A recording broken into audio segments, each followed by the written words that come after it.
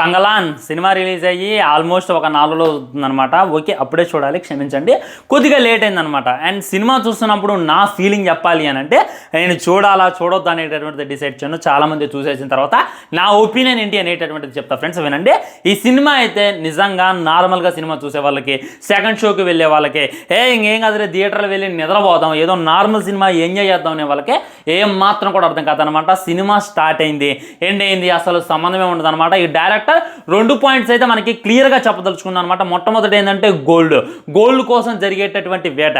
ఆ టైంలో బ్రిటిషర్ చూసుకున్నట్లయితే గోల్డ్ కోసం ఎంత వేట సాగించారు, మన ఇండియాలో ఎన్ని బంగారపు గనులు ఉన్నాయి అనేటటువంటిది సింబాలిక్గా చూపించారు. ఇంకొకటి ఏంటంటే జాతి అనమాట.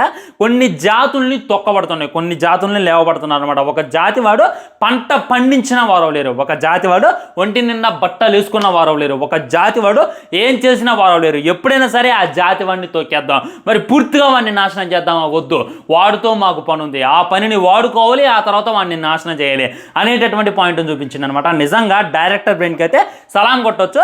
అండ్ ఈ సినిమాలో నాకైతే బాగా కనపడ్డది మన విక్రమ్ యాక్టింగ్ అనమాట. విక్రమ్ని నేను మర్చిపోయా, తంగలాన్ని చూస్తూ ఉన్నా. సినిమా స్టార్ట్ అయిన దగ్గర నుండి అయిపోయిన దాకా ఈ యాక్టింగ్ ఏందిరా బాబు అనేటటువంటి ఫీలింగ్ కలిగింది. ఎన్ని అవార్డులు ఉన్నా, ఈ నేషనల్ అవార్డు ఉన్నా, ఆస్కార్ అవార్డు ఉన్నా తనకి ఇచ్చినా కానీ అవార్డు చిన్నదైపోద్ది తన పర్ఫార్మెన్స్ ముందు.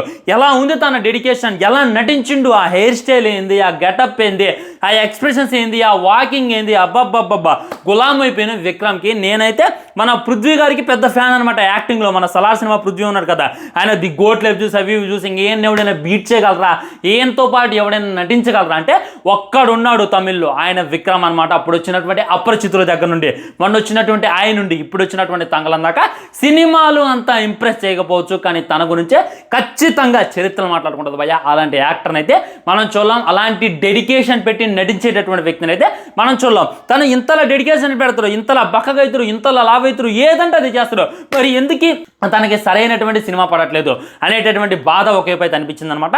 అండ్ ఓవరాల్గా సినిమా గురించి చెప్పాలి అని అంటే కొంతమందికి అర్థం కావచ్చు, కొంతమందికి అర్థం కాకపోవచ్చు. ఫస్ట్ హాఫ్ అయితే డీసెంట్, చాలా బాగా వెళ్ళిపోయింది. సెకండ్ హాఫ్ గురించి మాట్లాడుకోవాలంటే ల్యాగ్ చేసి పడేసింది అనమాట. క్లైమాక్స్ అయితే ఎటో వెళ్ళిపోయింది, కనీసం పార్ట్ 2 ఉంది అనేటటువంటి ఇంటిమేషన్ కూడా ఇవ్వలేదు అనమాట.